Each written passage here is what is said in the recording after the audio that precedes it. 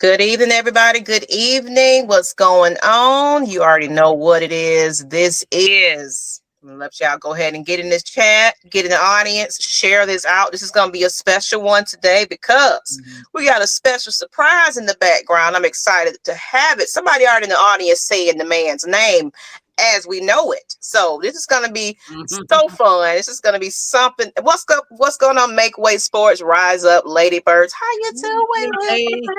I ain't gonna smooth C78. You already said the man's name, but I'm gonna go ahead and let him introduce himself in a moment. But before that, let's go ahead and introduce who we are. Starting off with the name of the show, in case this is your first time tuning in to us. We are glad you are here. We appreciate you. But we are the Ladybirds of AFN. I am your co-host because I have other ladies with me. I'm Ms Maggie T. You already know me. I'm the first lady of Atlanta Falcons Nation. And of course, I am the originators of this lady panel. And I've invited some other young ladies, with me. And right next to me, let's let them know who you are. I'm going to get my Coke together because I need some caffeine today. It's been a day. Hi, I'm better known as Auntie Pam. I'm from the C-Town, Columbus, Georgia. So welcome to our show, y'all. What's up, Miss Pam? Miss Pam, C-Town. So you was safe. You got to work on time and back in one piece because Miss Pam was like, I'm going to work, whatever. But I was slipping and sliding on the road, but I got there. You made it work then. And right underneath her, introduce yourself. It's Christy from Mississippi, just a Lone Ranger. Hey, our off seasons for the Falcons is just as exciting as our own season. So don't get it twisted. Don't get it twisted. You know, off season, we still got stuff to talk about. And we already talked about we might implement a couple of other sports in there because the Hawks are playing and the Braves getting ready to start right on up here. What's going on, Sonia Howell, Black Jetty, Rise Up, Lady Birds? How you doing? Deshaun Coswell, what's up, Queens? Party like a rock star. Yeek. Get some. I love it. I absolutely love it. So, you know, somebody, what's up, Eric Parker? How you doing? So, without further ado, somebody already said this man's name. So we're going to give him the proper introduction. Smooth C78 said the Rise Up King Cow. You know how his little saying is. I'm going to let him say it. Love his videos. Caw. You know, y'all seen him all around the Mercedes-Benz Stadium. You've seen him on the road. You know this man. He don't need no introduction. But let's go ahead and see if he's ready to go. Let me see. Give me a thumbs up. You ready? Okay, let's go ahead and bring up the Rise Up King. Wow. We done hit a home run on them niggas. Yeah. Home run. Bow. That's what's up, y'all? Hey, where are you reporting live from? Girl, you know I'm at the Hawks game. Eat some lemon pepper wings. Hey, look, I'm telling you. Cow. That's what I'm saying, Eric Parker. Hello, Brian Peoples. How you doing? This man even eating lemon pepper wings at the Hawks game. He never stopped, baby. Go Falcons, man. Hey, some lady walked by. She's like, hey, I said, rise up. I was like, oh, damn, wrong sport. You just a man of jack of all trades, man. So let me go ahead and let you go ahead and introduce yourself in case some people don't recognize you. Let them know a little bit about who you are. Man, the crown ain't on me, but this a Rise Up King, the Rise Up What up, sir? Fanatic in this thing, man. It's the Falcons to the day we die, man. How you doing, man? We got Falcon people all over the world filming us. Look at that, boy. Come on. See the vibe, man. How you doing? Let's go Hawks. But yeah, man. We just out here representing the Hawks today because the Hawks is number 2 on my list. The Falcons is number 1. I use the Hawks as remedy. By the time the Hawks either winning or they fuck up, it's time for the Falcon season. So. Yep. That's how you do it. Like when the Falcons mess up, we go on over to the Hawks and see some trade on. But no, you're loyal to all the teams I've seen. So I love it. My question to you, Rise Up, King. How long have you been a Falcons fan? Because this is what we talk about today. How long have you been a Falcons fan, and when did you develop the Rise Up King personality? When did Matt get here? 2008? Oh, wow. Okay. Okay. Yeah, right? yeah, 2008. Yeah, That's when yeah. let me tell y'all how I became a Atlanta sports fan, right? It Mm-hmm. was 2000. It was 2008, man. Actually, like 2007. See, I'm originally from North Carolina. Grew up in North Carolina. Didn't really. My dad used to watch the Panthers. I used to just watch football a little bit like that. But Mm-hmm.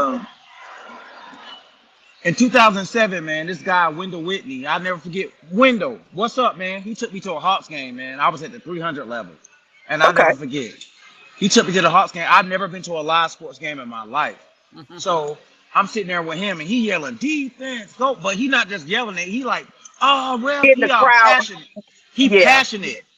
So Yeah. I'm like, oh my God, what is this? You know what I'm saying? I was like, I like this. So I was up there with the Hawks for a little bit.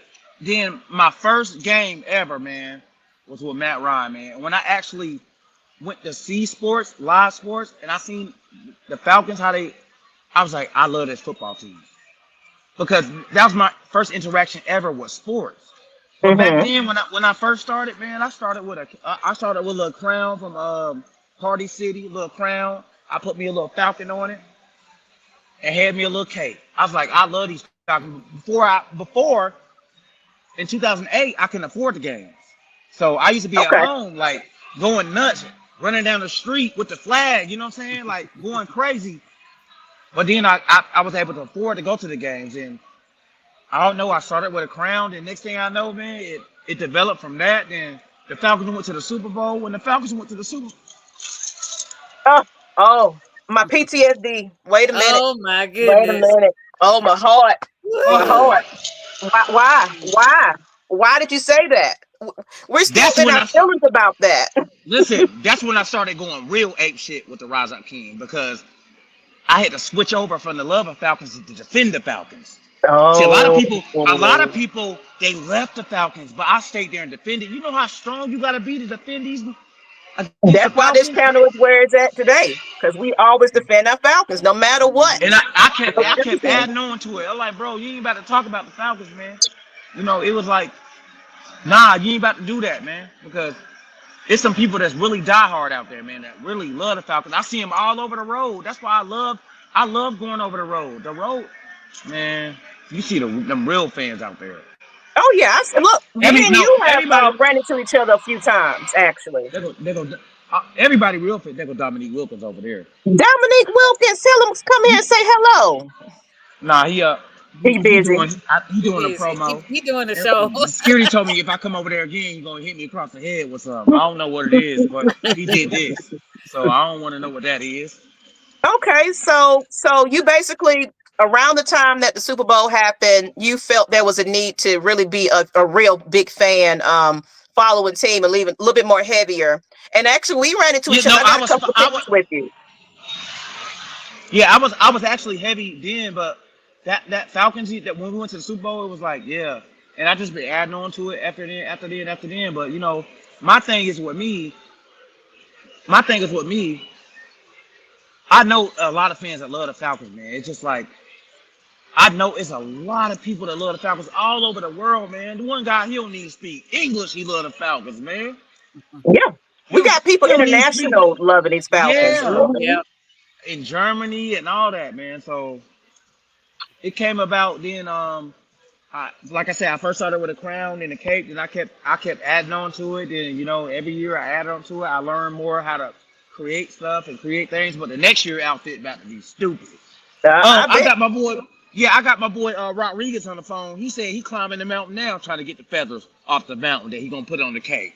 My boy Look, I Rodriguez. can't wait. Look, because right now we at this point, and I want to get into that just a little bit, but so what is the experience now that you develop your character, your Mm. rise up king persona?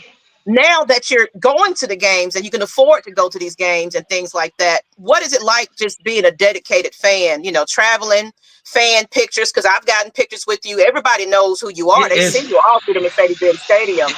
it's Media amazing. recognition and special perks. What is that experience like? It's amazing because I done got so used to taking pictures with people every now. Uh-oh. We Cut lost out. him. Awesome. We go 8 we gonna years or come back. so, something Uh-huh. crazy had happened. Because I remember one time when the this is Hawks related.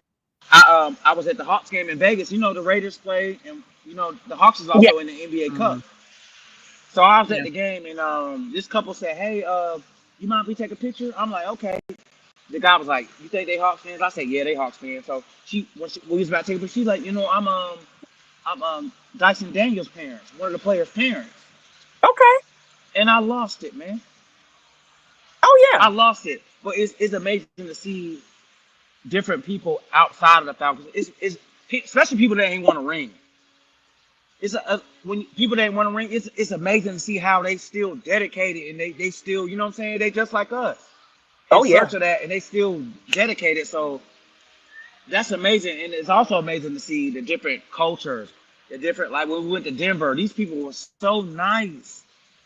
They were so nice. We ain't that nice in Atlanta. These motherfuckers were real nice. Now we let you chill at the tailgate, but you gonna have to pay something. You gonna have to leave getting $5. It's like, come on, you know, it's amazing to see the different. Look, you watching the game now. Oh, Look. damn, the different cultures, and like I said, traveling around is introducing me. Oh, I seen you at the game, but like you here, like bro, what are you doing here? We just had a losing season. We suck. What the hell are you doing out here? He's like, dude, I don't know, man. I just, you know what I'm saying? You know how we are, Falcons fans, bro. We don't know why we here, bro. Like, Yeah. like my boy It, Eric it's Parker. it's That in my boy is not. DNA. Oh my It's God, bro. I'm born and raised to it, so it's in That my nigga DNA to be almost a got Falcons COVID fan. for the game, man. I got a quick question for Joseph, if I can. Go ahead. Out of all the out of town stadiums that you went to, which fan base is the friendliest to you? I got my friendliest one. I'm gonna let you know mine, but I want to know He over there being Yeah. a fan. Oh, hey man, they just asked me to get on the Hawks Instagram, man. Say that one more time. Out of all the out of town stadium you went to, what is the friendliest fan base you encounter? I Denver have my Broncos. friendliest. Denver Broncos. I thought Milwaukee. I thought Minnesota was the nicest, but nah, I them was white gonna say folks down in Denver Minnesota. is just Minnesota is my no, but top. them white folks in Denver, man, I don't know if they've been smoking that good shit or what. They just so nice. But y'all, hold on one second. I gotta get on the Hawks Instagram right quick. I'll be right Go back. ahead. Like right Go back. Hey, ahead. Put go yourself ahead. on mute. Put yourself on mute. Well, he gonna run. Oh my Um. Lord. So let me go ahead and get Miss Whit Jade on here. Miss Whit, Hey, Whitney. how you doing, ma'am? You with us? I am. How are you this evening, I'm gonna put him on everybody? mute for a moment till he get Yeah. back. Yeah. Go ahead and introduce yourself, ma'am. Well, I'm great. Sometimes I'm late, but it's your girl Whitney J from the A Ready to Slay. We got some changes on this off season, but we getting a replay of the Super Bowl again. Boo-hoo. But hey, everybody. Oh no, it may be different now. I'm Pam. the optimist. Okay, I gotta be the optimist in the group. And I got I somebody got that's a to. Chiefs fan in the chat now. But it's like it's a repeat. It's a repeat. But we go I'm hoping see here. I'm hoping my friend Eagles team win. So Actually, how are you feeling today, Miss Whit? I'm feeling blessed. It's tax season. That's why I've been a little hit and miss as of late. But trust and leave, the Lady Birds is here. My talents are still sharp. It's just y'all gotta make sure y'all file your taxes. It's that time of year, people. It is show is. We got the Rise Up King on there with us, so we're gonna finish up his interview. So you said I done got on the Hawks Instagram. Won't God do it? you got to do it. So the Denver Broncos was the friendliest. like the friendliest fan base. Oh, gone. He busy. We're gonna redo. Man, busy, but we're gonna go ahead and let him finish up his game in a minute. Y'all won't let him come back. Yeah. But we can get into this conversation because I want to get into DC hire. We haven't had that opportunity. Let's see what the fans doing while we got him getting himself together there. Yeah. Let's see. Green Bay, those fans will invite you to their house for dinner. Okay, so we got some people saying the Green Bay fans. That God, I love the Rise Up. Yes, Bettina. Yes. Yes, he's a super fan out there. He working, but I love it because he's a big fan. He supports. People know him. All I gotta do is show a picture. Everybody know exactly who he is. So, I think he probably lost his signal. He's actually at the stadium. So, hold on, give me one moment. So if he comes back, he'll come back, but. Let's go ahead and get into some of the conversation, and we'll get back to him if he ever gets back there. I know he sounds like his signal and everything is kind of all over the place, but appreciate him coming on and everything. But let's go ahead and get into, let's talk about it, and maybe if he gets back, he can kind of chime in on that. I'm reading D. Coleman's comment. What's your opinion of the DC hire? Everybody kind of give me your opinion of how you feel about that. Whoever want to chime in on it. Well, I'll go ahead and chime in a little bit first since I missed last week when the announcement broke. I like Jeff. There's nothing wrong with him. Well, of course, a lot of people in our fan base are upset because it is a repeat of hires again. However, you got to give him credit for what he was able to accomplish with the Jets. Now, before y'all try to chop my head off, I do understand. I do understand and know when he was the head coach, the interim head coach, it was an issue. They defense and they offense, it wasn't clicking, especially with having old man Rodgers at the helm and his broken self, even though he lasted a bit longer than our quarterback did. Well, actually, we're gonna Pikachu. We gonna skid away from that. However, I feel like what the Jets was able to accomplish on the defense, that could be a side item to something we can look at, because that's gonna completely be his focus. And how he spoke during his press conference when he was basically speaking that. And basically knowing what a lot of them DCs missed last year is that the game has changed, that a lot of these quarterbacks are mobile now. That is the new thing. Pocket quarterbacks is doing away, just like with leather helmets, that you have to have different schemes for different teams. Let me say it again. You need to have different schemes for different teams. You need to be able to come with a mixed bag of tricks to be able to be successful in this league. And while we all know, it seems like every coach that then came from that Dan Quinn, that Mike Shanahan tree, seem to know how to talk a good game. So he has some sweet nothings for us, even though people are still mad about his hire. I'm just gonna just keep my judgment until we a few games in. So I'm okay with it. Seeing what his numbers are, I'm okay. Okay. And I know Miss Christie, you was chiming in as well. If you want to go in and give us a little bit, we're gonna wait on Mr. Rise Up. He probably just busy. We're gonna circle around again to this interview eventually. He's a busy man, as you can see. So go ahead, Miss Christie. What's your opinions about? I wasn't surprised because when you started looking at candidates, just thinking of Raheem, he doesn't to think all the way out of the box, maybe to open the door or open the top to the box is something he does, but to think all the way outside of the box, I didn't see them not hiring somebody familiar. And so looking at the candidates that was most familiar, Jeff was it. And so, but I liked what he said when he indicated that, hey, Raheem and I, we hadn't always seen eye to eye, and I don't mind going rounds with him, and I like that. And a lot of people talked about, well, he keeps saying multiplicity, but what he was talking about is that you got to have more than one scheme. And so based upon, and again, people want him to just indicate and say what they're going to do. How can he? He just got the job and he doesn't know quite yet what he's going to be working with, as far as the remaining defensive players that we have.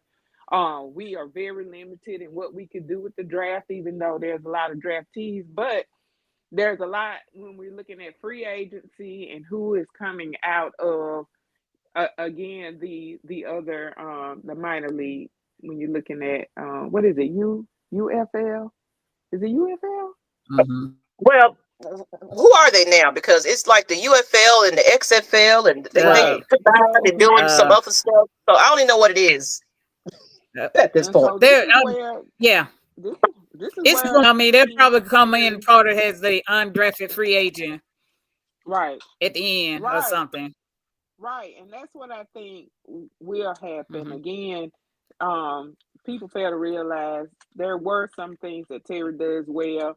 I mean, he's a good dollar store shopper, and he knows how to, they know how to scout and look for people. Dollar store. I mean, that's what we're Well, working with. we bang with a budget. Yes, we do. Right. You're right. If we That's what he came in to do. Yeah, Kurt we said, "Oh, I don't mind riding this pan to get my money," I'm gonna show y'all something, because I don't see anybody else trying to pick him up, and I don't see him trying to quit and give up the money.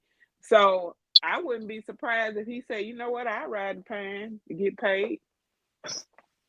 I'm just saying they gotta consider. They gotta consider that.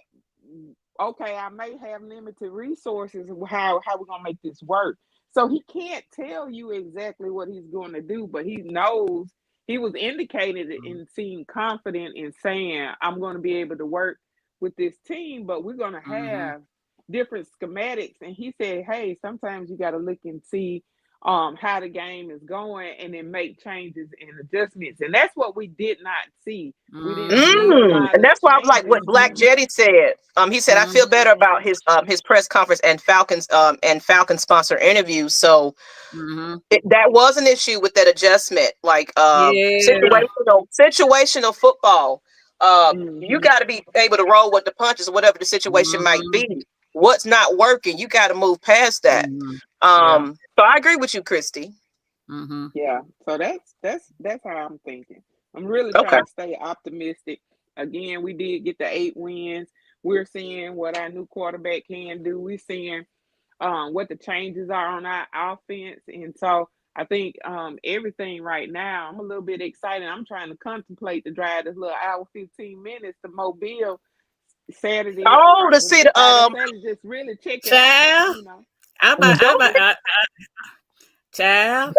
It's tempting. It's really tempting. It's tempting. It's really tempting. Yeah. Let's see what our prospects look like. $28, and so I was like, shoot, I might just roll on down the street. We might get an exclusive from Christy. Checking out some of them players, videos and stuff. Yeah, that'd be nice. That would be nice. I'm gonna recruit y'all. I'm gonna tell y'all, go ahead. What you doing? Get some. But no, we're gonna talk about that in the off season. But I do want to get a little bit more fan facing. I want to get more interactive with seeing some of the prospects and get the fans' reactions. Record them, and so y'all probably will start seeing the Ladybirds of AFN in your living rooms one day. That's my goal. Sonia Howard said, "I don't like the DC hire. Everything he said in his press conference sounds rehearsed." But my thing is, we're going to get rehearsed at this point. He hadn't even met, he know a couple of players, but he just got initiated into this Falcons thing. So give him a moment to kind of get out there. You're going to get the typical, rah, rah, rah, sis, goomba, we're best friends. He's my best friend. You're going to get that right now. For the most part, but go ahead, Miss Pam, if you want to chime in on how you feel about this. While I'm sure go ahead. I like the fact that he wants to be here. I mean, fans are not looking at that. You got a defensive coordinator that wants to be here and that wants to help this team to win.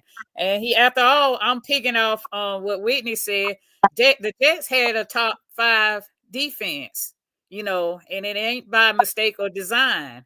And so I think more experienced Jeff Albright is going to put a little DNA in this defensive coordinator. I think y'all need to probably relax and see what is his game plan. He's got to look at the whole roster and see what he's got on the team. And then he got to look and see what is available out there and what pieces we need to add to this defense. And then one thing I like what he said in his press conference is that the offense has a different scheme, that he's got a game plan for. So we don't know what we're going to get until we face, the opponents. and then he probably won't know what pieces to add until he evaluate what players we got on the team. So it's a matter of just wait and see. So I feel real good about the hire. I think it's a good thing. I mean, he's positive, so I'm gonna be positive along with him. And John St. Clair said he's got to know he's the 4th DC in 4 years, and that game are going to be skeptical. King Richie said after watching his presser, I'm gonna give him a chance. He's got to know that. You said it twice. Okay. Matt Mike Sports Podcast must have a plan to maximize the talent on the roster. Absolutely. Falcons, Surveyor Swag 2224. Falcons need to pay attention to the Senior Bowl. And that's where a couple of journalists are going out there to kind of check that out. So if you gotta get a chance to get out there, and it's the UFL. Okay, thank you. I think y'all should. There's some HBCU players that's a diamond in the rough that they can go that avenue. So it is just. It's a lot of possibility of where you can go to find your pieces. So it's up to our scouting team to go out and scout and find these players. And we hope they will do a good job at that. And then of course, and we're gonna get into it just a little bit. Something that he said though, it was kind of like how it was for Raheem, even though he ain't the best man right now. Everybody kind of got they side eye about Raheem Dream. But he said he actually needed to go somewhere else first to gain that other experience, work with another team, develop his craft as a defensive, ended professional, being that he played the sport as well. So I feel he said he's a different person is what he said. And I think that's kind of everybody was like, oh, we're going back to that old thing back type of situation. We keep, going back down memory lane, but sometimes it just works out that way. But we really can't really say anything until we really see what they're going to do in the draft, free agency, who we hold on to. We got some things that we need to clean up a little bit. We got to look at that linebacker situation. We got to look at it's the secondary. Okay, AJ, couple of players in that bunch, we might be holding on to. Of course, AJ ain't going nowhere, but it's some questionable. It's some people we got a lot of people on free agency right about now. Getting ready to be out there. So it's really gonna take more effect by the time we get into the draft and everything else. We kind of have an idea where they're going with this defense. And at the same time, it's really much you really can't say at this point because we don't damn know. No, we don't. We really don't. We really don't know. So Thomas T-Bone, Rise Up Falcons, and he said we got unfinished business. So we know with this hire, it was going to be another side eye. Like, come on now. So he got to get out here and perform, and just how you saw, you got one man, Mr. Lake, just snatched up out of here. So it's like, oh, my job is actually on the line at this point. So he was the fall guy. But one thing is unacceptable is the defense giving up more points than your offense. Your offense is scoring points, so we just need to put pieces around where we can hold these opponents and not score more points than our offense. So that's something that defensive coordinator got to work out this season. So and I like what wasn't Savaya. How you say it? Savaya Swag. I'm probably saying it wrong, unless you're trying to say you Savannah. Give the new DC a chance because he don't even have his player. That's what I was saying. Besides, he had time to get better. But absolutely, what I just basically said. I was watching a video from Thomas T-Bone, and they say till we win Super Bowl, we only be known as the 28-3, the score versus the Pats in Super Bowl. They throw punches at us and everything else. That's what I'm saying. Linebacker situation. So we got somebody that actually played the position that should benefit the team a little bit better. So you got to be optimistic about it. He was saying, great take, Miss Pam. I'm at least giving the coaching staff a chance to show they actually have a plan this off season. Because this is, you got to think about it. First time head coach, period. First time head coach with the Falcons. They saw some potential in him. And come on now, just look at it. You have to give these coaches a a chance. couple of years to kind of get it together. So I'm being optimistic, but I'm also realistic too. Yeah. So it's like, I'm not saying Super Bowl or bust. No, I feel that we are building a team, and sometimes you got to start just like how the Braves, went from the what is it? The farm. First? They got the farm. They developed those players, and they became contenders and things like that. I think we got somebody in the background. I think we missed Miss Witt. I didn't even realize she was off the screen. Yeah, so bad signal. It's okay. Great teams are developed over time, and a lot of time it be that sleepy team that people were like, where did they come from? Oh my God! So long as we can beef up our defense, we probably gonna have to go a little younger. But we can have that conversation in a minute. But let's go ahead and get into the next topic because we can go defense all day long. Let's see. I want to get into your opinion. Some of the questions I had for the Rise Up Kings. So I guess we can just kind of roll with what the fans are asking about. Actually, Bijan, Pro Bowl. Yes. Let's talk about it. Congratulations. Bijan. So how do y'all feel about that? That at first I was kind of upset about the snub myself, but I was very upset about the snub. I think Tori and them on AtlantFalcons.com, the YouTube channel, they said it best. It was like basically because we had a losing season, it kind of, a lot of our good players were being overlooked. Yeah. I would say that, but we've seen great players come from losing teams and get recognition during the Pro Bowl. Exactly. So that's why I was just like, that was a tub of shit. But he's able to go because, of course, Saquon is going to the Super Bowl. So I'm just like, it's his recognition. But now he's going to probably, once he experiences it, he's going to have a fire up under his ass for next year. And how he looked on that bitch that last game, he's going to have a fire up under his ass this year. And I'm looking forward to it. I'm very much looking forward to it. But I'm definitely happy for number 7. Yeah. Me too. Well deserved. All of them on that offense gonna be hungry. That Drake lineman, he's gonna be hungry, and Michael Penix, I feel really, really, really good that he's the quarterback right now. So I think anything's possible. But yeah, congratulations to Bijan. That's right, Bijan. Congrats. The top running backs were better overall, but Bijan is now on the map. That's why I'm saying make way sports. Absolutely. Yes. Definitely. Watch him beef it up, do it.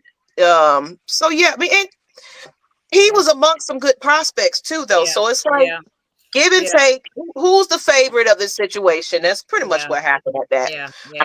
But well deserving. Terry hadn't shown any ability to evaluate defensive talent. John, last draft was a complete bust. So we go like pretty much. This is actually just a free for all. I won't say that just yet that it was a complete bust because he hasn't had a complete season, and Trice was hurt. So we can only see how those pan out, but I will give them that for this year. And then now that Rich McKay is very, very, very far away from the table, he really doesn't have an excuse this draft. He don't. And people got to realize that the coaching staff, who they want to play and the types of players that they want is what the scouts and Terry go after. This is not a Terry's decision to make. It's not a GM's decision. He is not Jerry Jones. It is not his decision to pick players outside of what the coaches want. That's just crazy. That's Jerry Jones. Yeah. And I think a lot of times people try to put that in the same category, and it's not. It wouldn't be on him. He has to go after players that your coaches say that they want, or the type of players that they say that they want. Yep. Makeway Sports said, I feel that Terry will always draft a safe pick. That's kind of going to what you was just saying, Christy. But look at who we had the last two coaches. You got to look at Arthur Smith, and we already know that, you know, Raheem only knows one position, and it's stationary, obviously. You know, he's not going to think outside of the box. And look at our money. Nobody's thinking about that cap space is a hot mess. The type of money that we have. And so again, Terry was able to get us, people forgot, he was able to get us out of cap hell before, but you can only do so much. You got a bargain shop. And again, he said last year, it's a 365 thing for them when you're looking for the right players to fit what the coaching staff says that they need to fit their schemes. And people keep overlooking that to keep saying the same rhetoric that we always hear. Same thing over and over. Man, I'm going to say this because it's like, you got to think about it also. Like, if it, like you said, he's a bargain shopper. So a lot of these players had 1 year, 2 year prove it type of situation. So he was wiggling his way out. Eventually in the future, it's going to benefit us once we, oh Lord, this whole contract situation, whatever we're going to do with Mr. Kirko. Oh God. Once we maneuver around that little situation and we start actually getting the players that fits the final defensive scheme that we're trying to figure the fuck out. Excuse my language. Bringing in the players that match that for whatever whatever you think is best to play, whatever scheme we're going with. But you also got to be up, like I said, situational, football and coaching. You got to know when to pull the trigger and like, you know what, this ain't working. So let's go ahead and bring this person in. Let's go ahead and pick up some pieces that's gonna match. We got to give him his credit. He brought in Jesse Bates. You got to give him his credit for Jesse. Now, I feel like you got to get somebody alongside AJ. You got to get some more players. But I say this draft do have some good defensive players coming out of it. However, I will say this. Y'all. I don't know what they're gonna do with Simmons because I really feel like Simmons wasn't in the correct scheme. However, whether they bring him back or not, we shall see. But I mean, that's still up in the air. But I definitely know Judon is probably not gonna come back. If he does, that'll be a shocker to me because Judon was getting there. I mean, once they started switching up how they was running plays on the beat. But we can only see. But it seemed like Judon, but Simmons definitely still wants to be here. So we can only see where they go when it comes to Simmons and how they do this draft. But I just can't sit up there and say because we all told and kept telling everybody let Terry cook. We got to let Terry cook. Speaking of letting Jerry cook, Terry. I said Jerry. Speaking of, Savannah Swag 2224 said, "You're not gonna like it." And we've been talking about this. They got to. Hey, ready to go.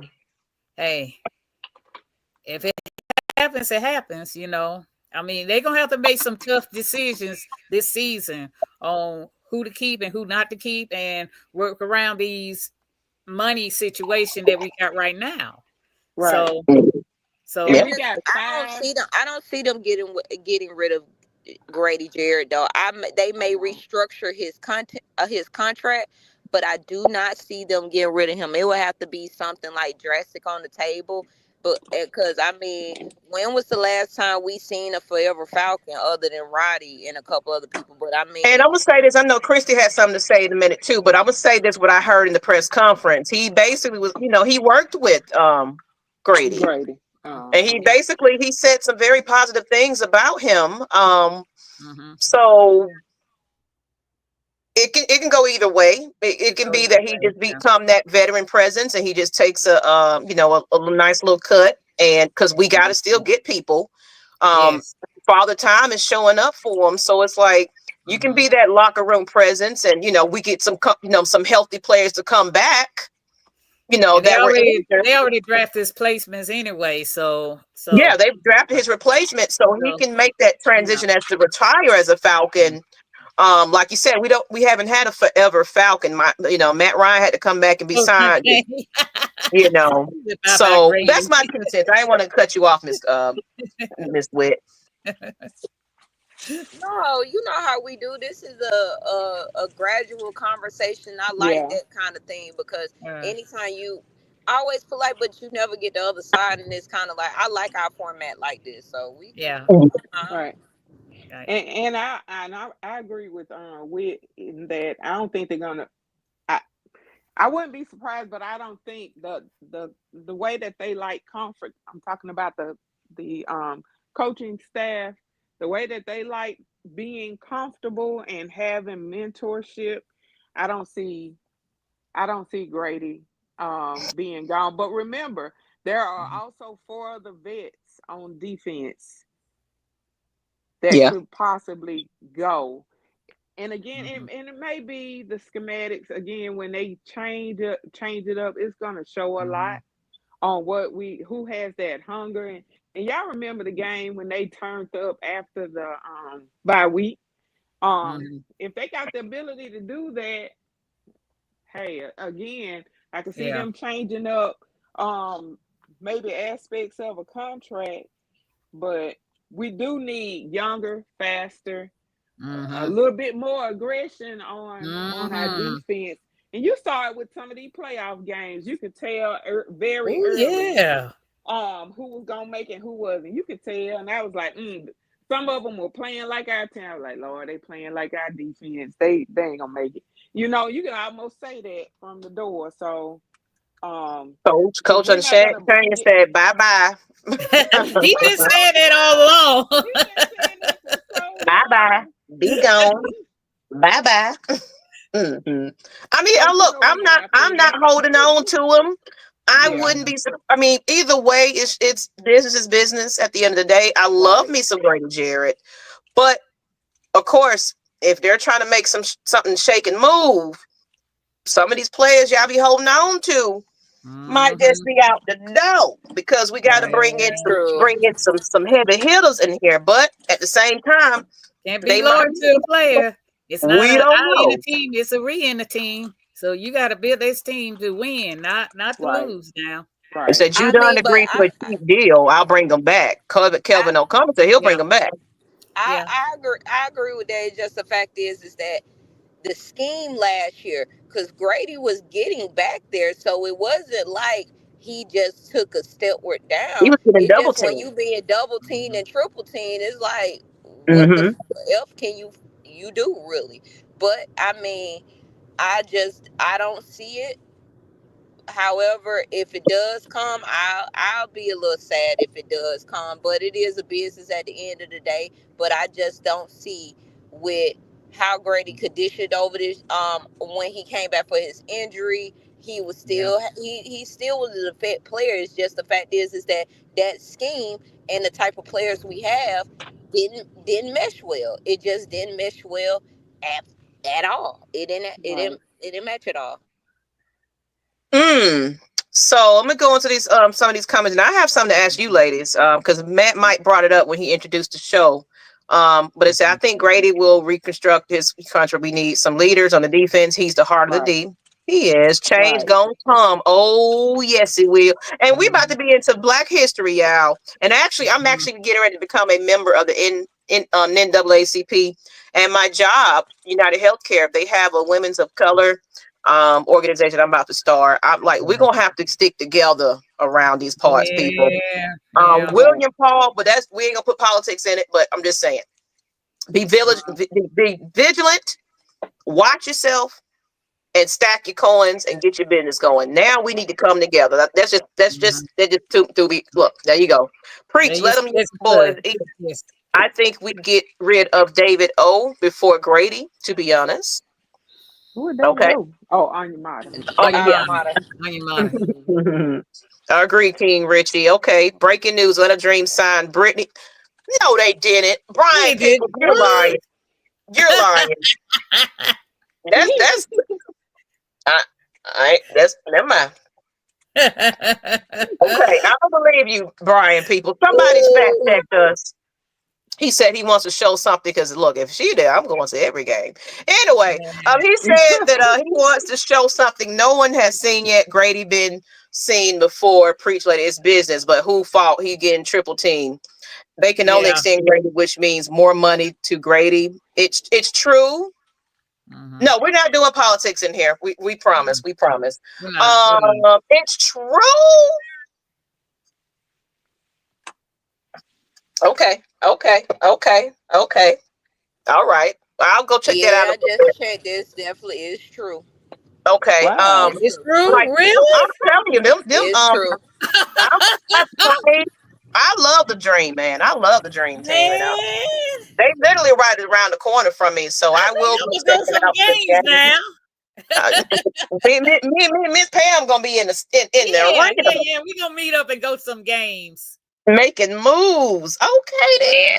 Wow. I have a little crush on Miss Brittany Griner. That's why I'm, That make my so, day. I'm gonna go to some games now. That make my I day. do. I don't know. But let's go ahead and get into the question I wanted to ask, because Matt Mike brought it up. Okay. Since we're talking about cutting players. Mm-hmm. Mr. Kyle Pitts. Okay, let's talk about it, ladies. We got to get real here. Yeah, they might trade him. So you think he'll be gone before? I doubt they'll trade. I'm with K Style. They might just cut his behind. Just cut him. K Style, cut him. I mean, cut him. It's been an issue that I don't know. I think the fan has one view of Kyle Pitts, and it just depends on the organization what they view on it. But right now, for what I'm seeing, he's not fitting in Zach's offense scheme, and he needs to come to Jesus meeting to put him in that scheme somehow.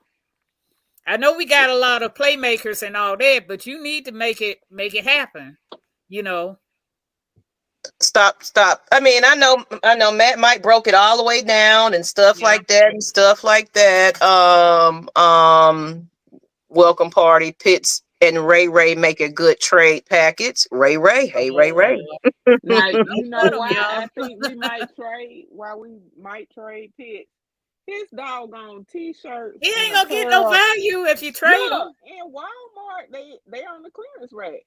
That's what I saw on the clearance rack. Was Pitts, his t-shirts and stuff. I mean, because you got the Bijan show, you got the Drake, you got the London Towers, and you know you got that going on. Ain't nobody checking for Kyle Pitts no more.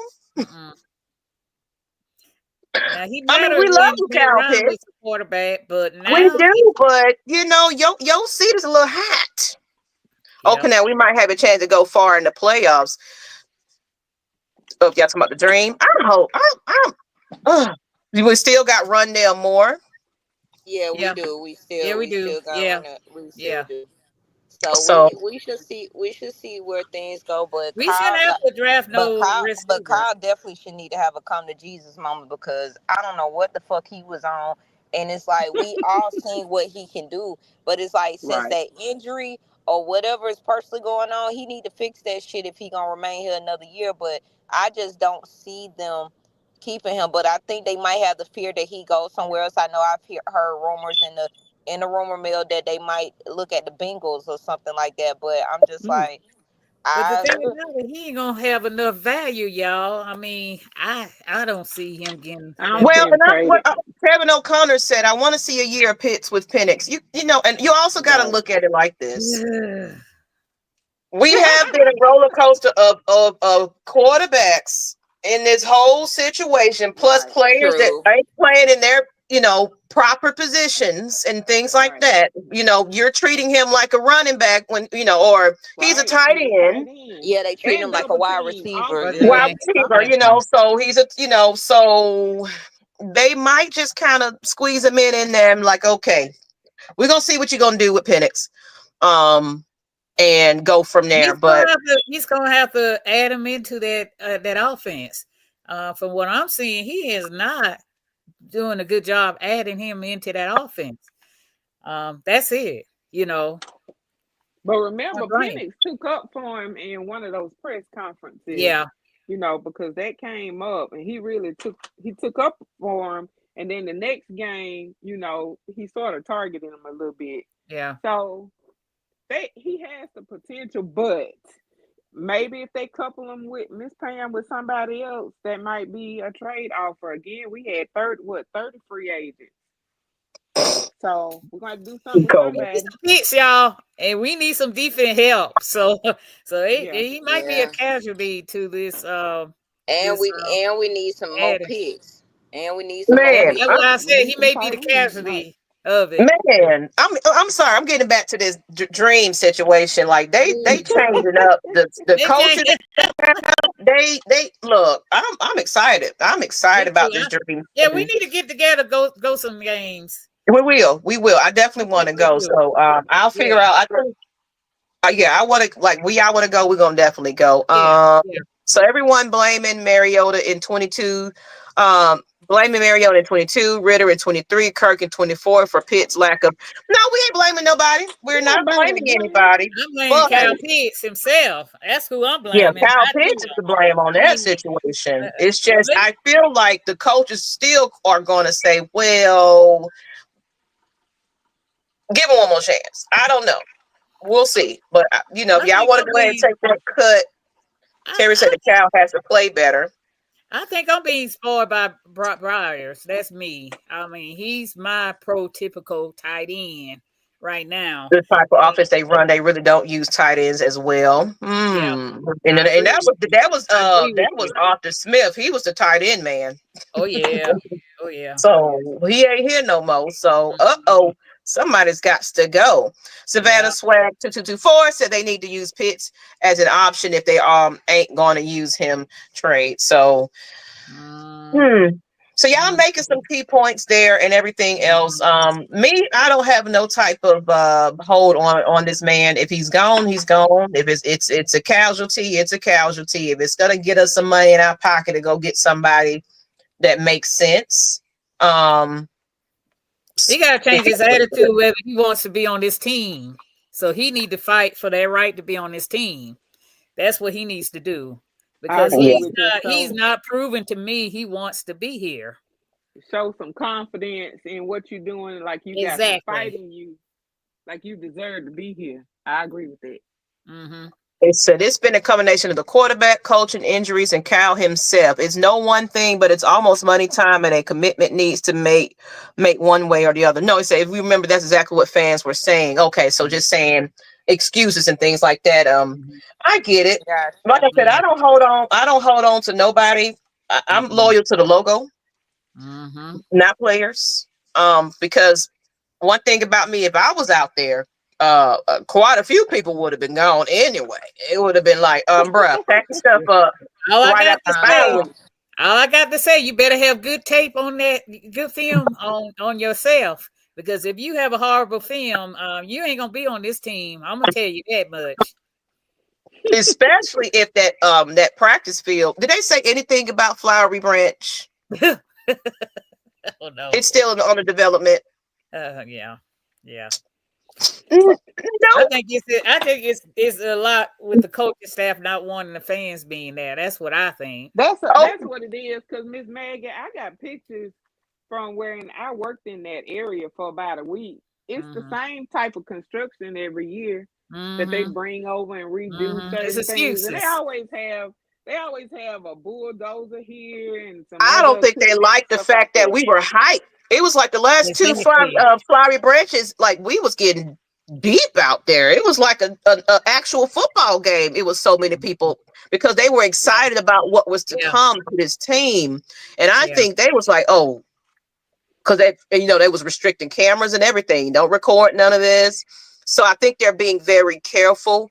But that's sad because that's our pastime. So that's why the red and black, event July 26th is important because, the only chance we really going to come together as a fan base before the season is doing their open practice at the Mercedes-Benz Stadium, the open practice at one of the high schools they be having it at. And then that's That's it. Unless you go travel with the team to, I hope it's not Florida this time. But anyway, I hope not. Unless you travel to the game, to the preseason games or things like that. But that was a fan experience just to see our players happy to be on the sideline taking pictures. Maybe it was too much fanfare. Maybe it was too much, like, because they was rookies and excited guys, and they just like, oh, people are here to see me. Let me get my football and sign some stuff. And it's like, no. Tell them fans to stay at home. But what the hell did that do for y'all, Falcons? What did it do? And what it is doing by them not opening Flower Branch to the That's what I'm fans, saying. I ain't seen no damn eliminating them from difference. going to the stadium to watch them play. I mean, you need to be putting some. They need to we need to be winning team at this point if y'all want to keep us out the loop. Yeah, that's just me. We would have probably saw in practice. We would have saw some things early that we ended up seeing after the half. That's what would have happened. What's up, T. Terry? What's going on? They just keep fans out of the sounds. Like, we got Miami every preseason and I'm sick of Miami and they toe up field. We don't need to do that no more. That's how our players got hurt. And it rain every time you There's go. Other teams we can practice with inside of a dome or something. They need to change to somebody else or something, because that shit is getting tiresome, man. And the players don't like their practice field. I don't mind going out practicing in the West Coast. They need to practice in the West Coast where the fields are good. We need a U-Haul down there for people like Pitts and Simmons and Judah, and bring some folks that want to be here. Yeah, and they're in play. Yeah, they didn't want y'all to see Penix because y'all would have said no to Kirk. Man, please. But that's what it is. They're just trying to keep us away. So they don't got big fans. I actually agree with King Richie. I actually agree that they probably didn't want us to see Penix versus Kirk. And the fans probably would have been turned up by it. But we shall see when the schedule gets released about whether they're going to allow us back at Flowery Branch or not. But if they ain't said nothing about it, well, it's kind of early. They ain't saying nothing. Kind of early. Yeah. They said buy these season tickets. They did see. Oh, yeah, they said, look. Of course, they go plug that. Oh, yeah, and they went up on the season ticket. They said, oh, you're going to pay for the extra home game that you ain't got in the stadium. You're going to pay for that. They did. Well, at least my seat will be finished paying for. This is my final payment on that. So okay, Miss Pam. I just be paying my season ticket, and that's it. I've been paying too long for that seats, so it's time to own it. So, we're kind of just freestyling tonight because I didn't really Of course, we had a guest that he's at the basketball game, so he's having him a good time. So fans, if y'all got some questions, throw them in the chat. We're going to open up our first Q&A. You can ask questions, and we got about 30 minutes or so. If we might want to invite some fans on. I think we might do that. Let's go ahead and bring them in. It's off season, so it's like, let me give you guys y'all chance to first payment due mid next month. Yeah. So D-Wayne, you gonna buy my season tickets too? Come on, go ahead and put my name in it. Before we wait on to see if some fans have some courage to come up here with us, I do gotta say that I got a sort of little talent situation going on.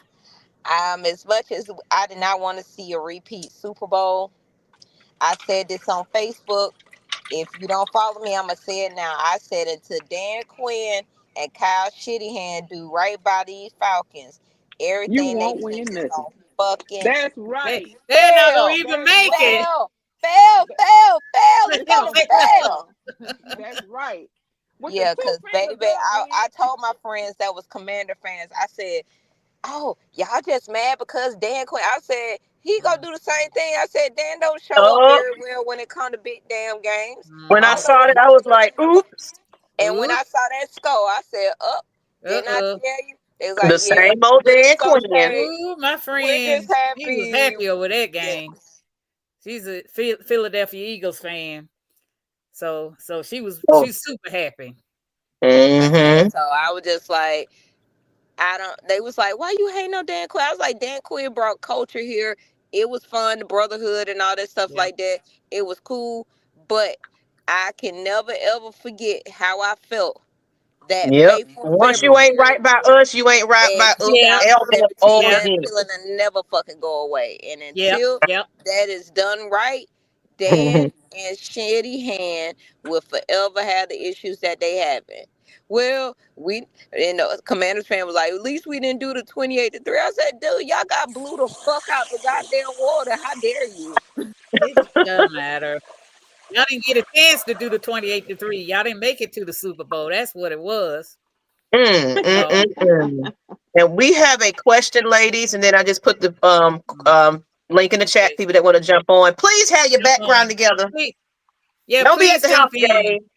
Or Yes, just definitely or please just jump do in. like I'm doing and keep your camera off because I ain't camera ready today.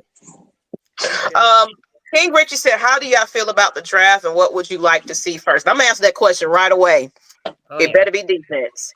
Speaking of defense, what about them damn Georgia Bulldog Eagles, man? Oh God, I'm so sick of hearing about this. Man, I know that Athens is down the way. We know there's some people, some great people that came from there. But what I can say is that even if we would have got some of the players, there's no telling. It depends on coach. It depends on a whole bunch of different situations on whether players are successful. Now we seeing that all day long with Saquon Barkley for him to have just left the Giants and now he's in the fucking Super Bowl. Shit like that matters when it comes to coaching and other things like that. Why we have a allergy to Georgia players, I don't fucking know. I don't know. However, to keep people, you see what they doing up there? You see what you doing up there? Okay, that's what they supposed to do. But hopefully, maybe we'll rise up and get some Georgia players and turn them into Falcons. We never know. But I just wish people would stop saying we should have picked this person, we should have picked that person. I know it's hard to not do it. But again, it's no telling if we would have got Jalen Carter, if he would have been the same thing down here as a Falcon. I mean, it is what it is. Right. I know people don't want to hear, but it is what it is. let me get to Byron's people's comment. Thank you for the $4.99 super chat. Apparently, nobody wants the Aids head coaching job. Nobody want to go over there. Nobody. Not with Mickey Loomis there. Mm-mm. I mean, it's not. He running that just show like over Jerry there. Jones, so ain't nobody want to do that. So back to what King Richard was saying though. What y'all, in the draft. Of course, I said defense. We better defense and maybe trade back so we can get some additional more picks. How do y'all feel? I agree with you on the defense. Definitely going to be your first pick because that was an issue when your defense scored more than your offense. So they got to address that problem. That's number one. Number two, they're going to probably end up trading back to get some more picks, which I'm all in favor of that too, because we need some players and bodies on the team. And number three, we need to protect Michael Pennett's blind side. So I wouldn't mind drafting an offensive line to protect that avenue. I mean, no offense to Caleb McGarry. He has done a good job, done better job than the other offensive line on the team. But you need to kind of address that problem because he is your franchise quarterback. And you got to look at that. Right. And that's all I'm going to say on that. Cornerback didn't edge unless Jalen Walker is available with the 15th. I agree. First round trade down and maybe corner. I can smell New Orleans from here in Hampton.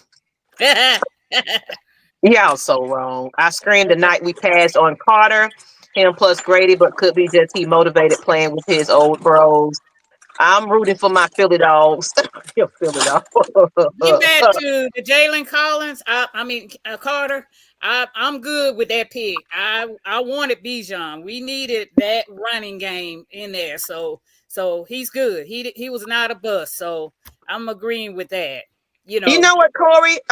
You might, we got a coach that coached, or either played it. So you never know. So they might just, let's get a linebacker and cornerback.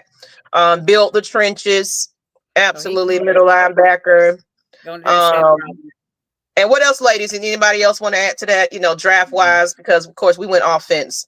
You know, do you think it's offense again, or the trenches? Alien the trenches. I'm agreeing with you on that. Mm-hmm. On both sides. Again, we're looking for a kicker, and that's been so quiet. If y'all notice, that has been so quiet. What? Talking about us in a kicker. I think we're gonna get a kicker in the later rounds, if not free agency. Might get it in free agent. I don't know. It might be some diamond in the rough kicker out there. I'm hoping we will. And please don't mention But then again, but then somebody else said it. I think it was on Matt Mike's show or whatever show that was. But we really haven't heard any noise about Koo at this point. If it was really that bad of an injury, he would have got something done to it, or if it was really that bad, he would have had surgery. So maybe he's resting, and they're like, "Yeah, he'll be back." Nobody really said anything, so we don't know. But I do agree we might need to go ahead and pick up his, because the other guy. The other guy. Yeah, that motherfucker stunk. But it's so hard to find a kicker. But these kickers now, they're able to do long kicks and different shit like that. So who's to tell? But it's just hard to find a great kicker, and that ain't no easy task. But hopefully, Koo get whatever fix he needs to get done, and if a replacement is needed, they need to give that man his cleats back. That's what it is. Somebody stole that man cleats, and he ain't been the same since. Give that man his cleats back. I said that. He hadn't got his cleats back. I said that. Okay, we got King Richie in here. Let's go ahead and have Mr. Richie come on. We got somebody bold enough to show us. How you doing? Oh man, let us know how you're feeling. I'm feeling good. I'm feeling real good. Okay, why are you feeling good? Tell us. Boy, my credit score jumped all the way up to about 825. Oh, well, you been about us a house then, aren't you? That's what I'm saying. Shoot, the Lady Bird's coming over. We finna have season tickets. You got them. Okay, go ahead though. Congratulations though, if you're serious about that. Good credit right now in this economy. Yes. Mm-hmm. Oh, I'm setting up. I'm doing like you said. I'm just setting up. That's it. I'm just setting up. There you go. Got a plan. I'm just pay attention, y'all. Yeah, you're gonna get a lot more of that. I'm gonna do my announcement about my show soon, but I'm gonna educate y'all about some things y'all need to pay attention to. But go ahead, Mr. King Richie. Shoot us. Let us know what you want to talk about. I'm gonna talk about defensive coordinator because a lot of people giving him a lot of slack, and I was too at first until that person. And I'm gonna tell you one thing that I can always respect is a man that admits his faults. Period. He said I wasn't ready. He said he don't think Raheem was ready at the time. They needed the lead. And see, one thing a lot of people they don't understand growth. I didn't get to where I'm at today being a business owner and all that. I used to run wild out there, you know what I'm saying, in the city. So everything is about growth and elevation. I'm going to be honest. I think Ulbrich is who Raheem wanted in the first place, but he wasn't available. Exactly. So he ran with his message. I think he always knew he was going to throw Jimmy Lake under the bus. He was just waiting on Ulbrich. I honestly think it'll be a good pairing too, because like he said, I love what he said. Offense, the game ain't the same. You can't just run a 3-4. You just can't run a 4-3. You got to get creative. And that's what our defense was missing. I don't even think our players was bad. I just think all of them was in the wrong scheme. Period. It's just a hot mess. And see, with the players we got, you really can't run a 4-3, but you can't run a 3-4 because the personnel you had was 4-3 originally. The players that you drafted were 3-4 players, so you done mixed up a whole bunch and you ain't got the correct scheme to make it work. So the reason why I really like Jeff Ulbrich, because one thing he said, it would be criminal for him not to lean on Jerry Gray. He said that man got over He did 20 say that. years of football He knowledge. did say that. He said it would be criminal not to lean on other coaches. And I honestly do think, I think our scheme is going to be an Atlanta scheme. It's not going to be a 4-3. It's not going to be a 3-4. It's not going to be hybrid. I think they finna create one. That's what And you know sound what? like he was saying to me. And you know what, King Richie? He Good also point. said how important it is that the defense know both. Yes. How important it is Now to I'm glad know you said that. You notice their coaching is they're trying to make sure these players are versatile. They can play well, given they get in their right positions, but they want these players that can be put anywhere and placed anywhere and be able to adapt to whatever they decide to run out there. Because we are the Falcons of the predictable. People don't need to know what is coming. I'm gonna keep screaming this because it's one thing nobody still realized to this day till I say it. I know he ain't lying because I literally watched Bill Belichick when we was in, even on like talk about our Super Bowl, when they came out, they were playing 3-4 zone. After halftime, they started playing 4-3. That's why a lot of our stuff wasn't working because they played more 4-3 man hybrid. I watched them change schemes at halftime, so you can't tell me that we can't be multiple. True. That's how we got whooped in that Super Bowl for real. He changed his whole defensive scheme after the half. He sure did. Because remember, Bill Belichick had that little notebook because that's where Dan Quinn got it from, remember?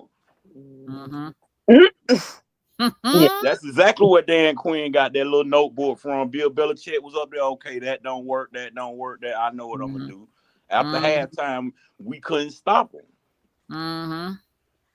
So I honestly feel real good about this hire because I was looking at these playoffs, and I'm going to be real honest with y'all. If we'd have crept in, we'd have been dangerous with Penix. Oh, yeah. I don't really see. I believe that. I think that was. I think they didn't want to admit that they fucked up, and then they was like, "Nah, because we don't had a circus of a quarterback situation before. We're gonna let the young man just sit and wait." But we have no choice at that point. It's like, are you trying to win the division or what? That's the only reason. Like, I was really on the 5 Kyle Pitts train. But I'm gonna be honest. After he made that touchdown catch, that did make me want to give him one more shot. Only because I remember the Matt Ryan year. The other quarterbacks we had went, regardless of whether he was in the scheme or not. The only one that really threw to him was Desmond Ritter. Mariota and Heineke didn't really throw to him like that. They stayed focused on Drake. Remember, that's how we kept losing because they want to throw every ball to Drake. At least Ritter used Kyle Pitts and Drake London. And that's the year, remember, he got hurt. And then when he came back, it was like, you scared after the injury. I don't think he's scared after the injury. I just think he need a quarterback that can throw to him in stride. Because he's not a great route runner, which doesn't matter because he's a tight end. Exactly. So I think Penix can bring the best out of him because he do look more focused. When I watched them 3 to 4 games with him and Penix, he looks a lot more focused with Penix on the field. He really do. He was actually running through his play. I ain't never seen Kyle Pitts run that hard. And that's saying something. So it's just like, man, I really see. I'm gonna go on and give Jeff Ulbrich a chance because I know what it feels like for everybody to doubt you, even though you say you done changed. You just gonna have to show it. I done been there. There you go. Put up and show up. That's how I look at it. It's nothing. We can talk about speculations. Oh, this, that, he didn't do. But somebody said it earlier. He was like, basically was like, people change after 5 years. You gain your skills. Like he said, I had to go somewhere else and improve myself and learn some things under a different defense. I've grown. I'm not the same person. I think he said I'm a different body or something he said to that extent. He said he the same person, but his football mind is totally different. I can believe it because regardless of whether you want to say he ran the defense or not and all of that, you seen the difference when he was calling the defense after Dan Quinn and them got fired. So Yeah. I'd rather have a defensive coordinator who played the game and give him a chance because he actually played. And our weakness was linebacker. He played linebacker He and he played. I'm saying he played it. Coach linebacker. So think about it's a when he was possibility. coaching our linebackers the year we went. Somebody passed the collection plate. Somebody passed the collection. Now think about the We're year. gonna go ahead and bring in Deshaun too. Deshaun want to come in here. You know, of course, it's not a lot of people on here tonight. So if you want to hang with us for the last couple of minutes, you can stay on with us. But let's go ahead and bring, because I'm gonna ask y'all a question since we're talking about defense. But Deshaun, what's up? How you doing? How you feeling? And I'm gonna ask both of you a question. You there? He dropped off.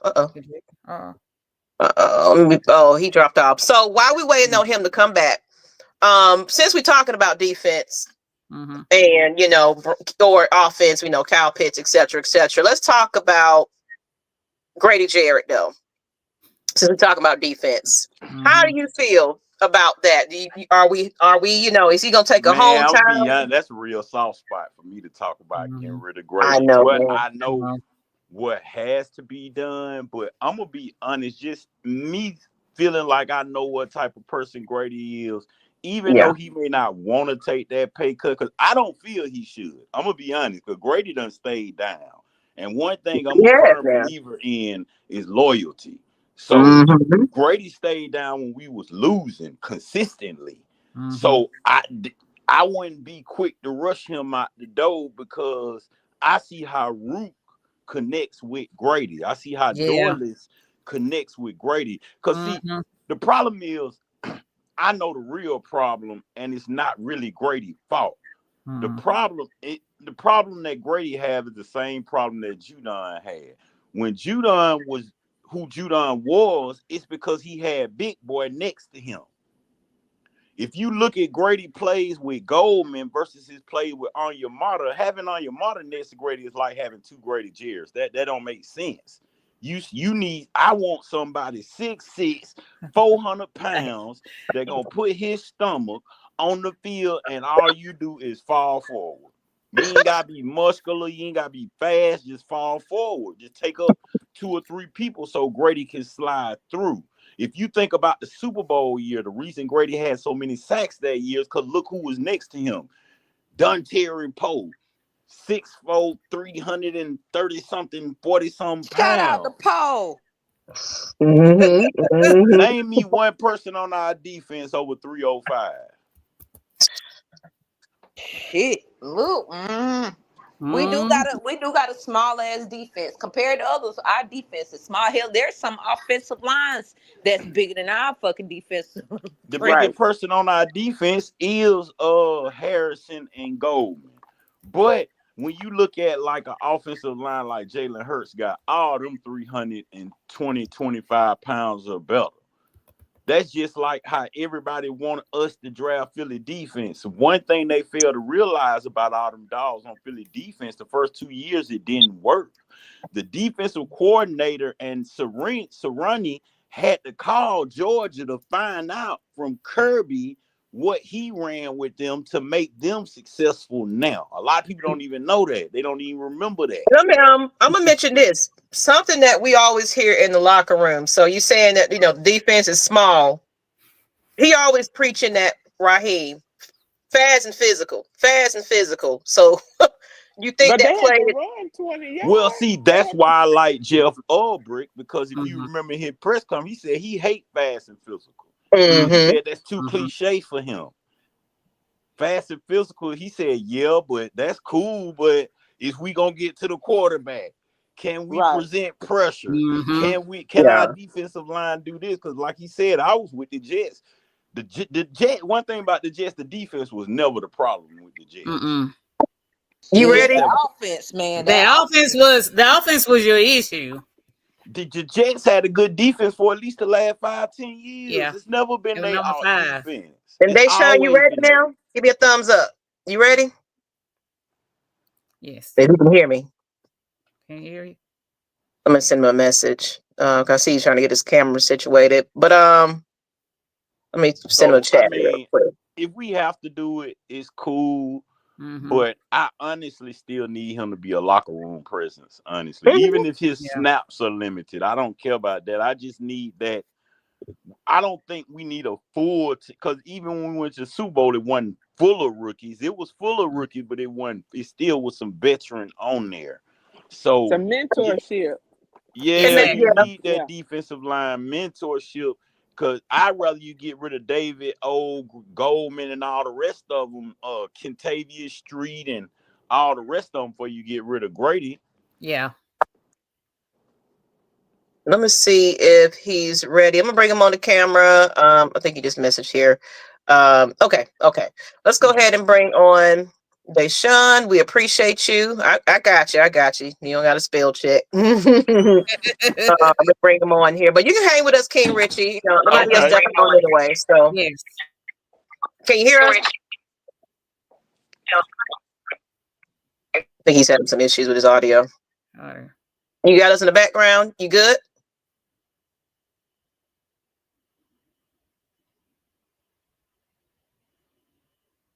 Okay, I don't hear him.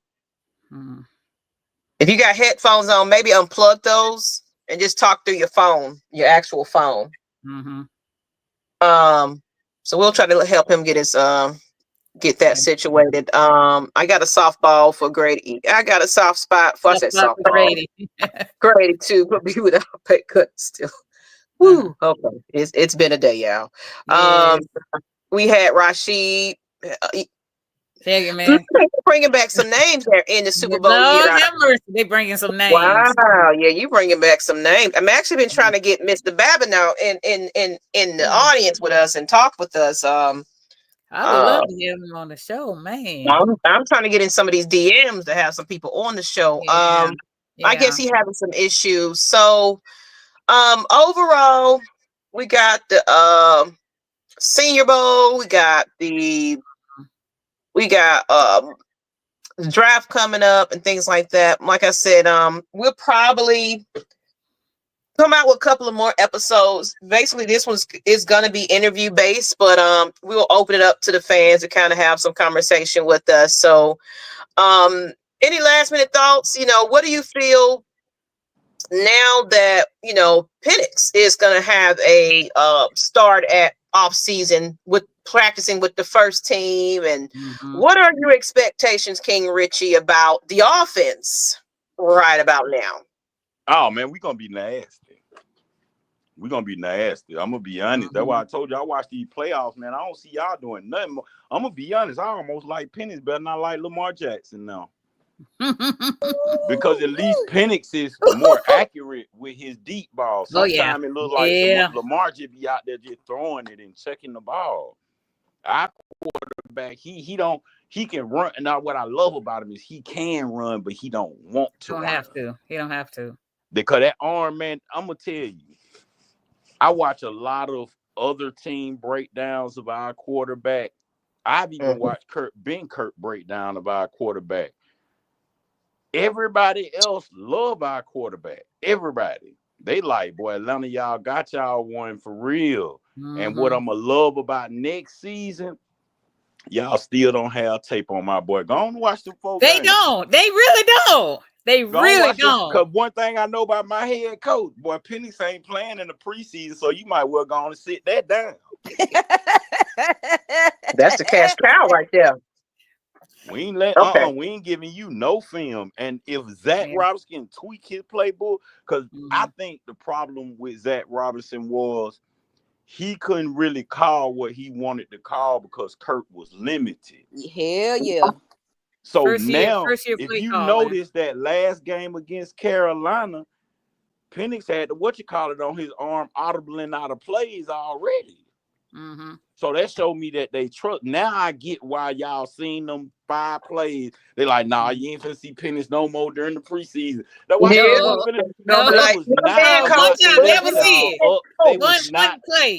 They was not fit. I wouldn't let you at Flowery Branch if I knew that as soon as you see this man throw one of them 60-yard passes in practice, you are never gonna want to see Kirk Cousins again. Yeah. And Deshaun, you want to come on in and can I chime in on this conversation about Penix? You better now? Can you hear me? Yes, we can hear you perfectly now. Okay. First of all, I got two things to say before I say the pennies. One, I see Raheem had to bring his Caprice brother in. Two, I'm feeling they're gonna be Grady or your mama, what his name is. Grant gonna be gone and Kirk gonna be staying. Cry, cry, cry. Kirk gonna be here still. With that helmet on the sideline. Over there, count his money. Yep. Yep. And retire. And retire. And Penix, I believe Penix is a good young man. He gonna give us faith back. And I think he's smarter than. Well, first of all, he's what 25 now. He already been playing for like 48, 50 games. So I mean, he's very experienced. So I'm not really worried about him. I just want the team to make sure they get the right people around him. And then the defense, Jeff, I'm not really worried about him. As long as Raheem stay in his place and shut up, and we're gonna have good defense. I don't want Raheem to even to do a press conference. Bring his alter ego Trina now. Right, he needs somebody to help Oh him. man, did y'all see Jeff Ulbrich laugh when the reporter said, "Yeah, you remember Raheem said stats are for losers." He damn near want to spit out his bill because he know Raheem. Oh, I didn't even hear that part. Yeah, he shot himself in the foot. You know, he put his foot in his mouth on some of these press conferences. He might need to hold back and just, like he said, I ain't the smartest guy in the room, but I'm bringing in the people, you know, the coaches that are experienced that can get the job done. So just let them do their job. Yes. And that's one thing I did like about that presser, because like he said, if we got to make the hard decision, I don't care if me and Raheem fight. Y'all will think we hate each other. But that hard decision got to be made. And I feel, I'm going to be honest, I feel like the whole time Jeff Ulbrich was talking to our D-line like we ain't got no dogs for real. But after coming from a Jets defense with Quinn Mitchell and all these folks, man. You know a dog when you see one. Yeah. He's hungry for that. What Jeff also said is right here.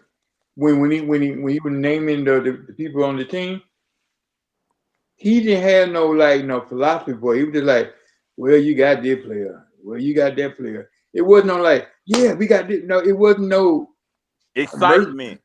No excitement at all. But he's excited to be here. That's what counts. I want a coach that's excited to be here and want to fix this team. So, because like he said, he learned how to build a defense. That's why I think he was really slick talking about our D-line, because he kept saying was, I learned how to build a roster. I learned how to build a defensive roster. So I think, like bro said, he was throwing a lot of shots at us. Like, yeah, we can get this together, and it may not. And we need to. Somebody need to call them out. Shoot, and it may be, like you said, it may be our favorite player that got to go. It is what it is. Yep. Yeah. Because we need the money. We do need the money. We get a couple of more pieces out here. So, because honestly, if I was the offensive coordinator, Tyler Algier wouldn't go nowhere. I tell him, don't touch my offense, touch their defense over there. Get rid of some of them. Right. I agree. At the same time. You said what now? Put Bijan and Tyler in the game at the same time. Yes, I don't know why they don't run split backs. That's just crazy. That's the first time offensive play calling. Maybe he'll learn soon. We'll see. That's what you get for a first time offensive play caller. But if I was the Falcons, I would not touch that offense for nothing, because oh no. I mean, why? If you draft, I'll tell you one thing: I better not see a tight end or a wide receiver with the first pick. No, they They're not. they They're not. can't. I'm gonna have They a bet fucking not. fit. They I'm gonna have cannot. a fit. You No, cause gotta I go can It's got to defense. be defense. It's got you to It be know gotta why be defense. you know why defense. I can see it. I'm gonna tell you why I can see it. Cause one thing I did realize with Michael Penix, we're gonna definitely need some more speed. We are. It's just the way he throw that ball, you need somebody that can get 50, 60 yards quick. But I know I just We know got my somebody team. on that team that could do that now. We got But you somebody on the know, team. Rondell. it's a couple of people, but Rodell Moore he could do that. I think what I he just said that the feel like I Falcons know gonna my Falcon. team. Like I know, put it like this. I know we can't go with that BPA this year because I know how it's gonna go. The wide receiver ain't nobody really picking no wide receiver before 15 for real. I think Nobody before. if they're That's gonna why I do said a they're bench gonna trade player back. They're available, it better gonna be get a some more defensive draft player. picks. It better be a defense player and not an offense player. But And look, I don't think Arthur Blank playing this year, so I think our draft gonna be mainly defense. I just got that feeling because Yeah. And what you got on Arthur that, Blank. Sean? let me say this. Jeff picked the line and the other two coaches because know how I know that? Because they don't wear capris. I got a quick question for King Richie.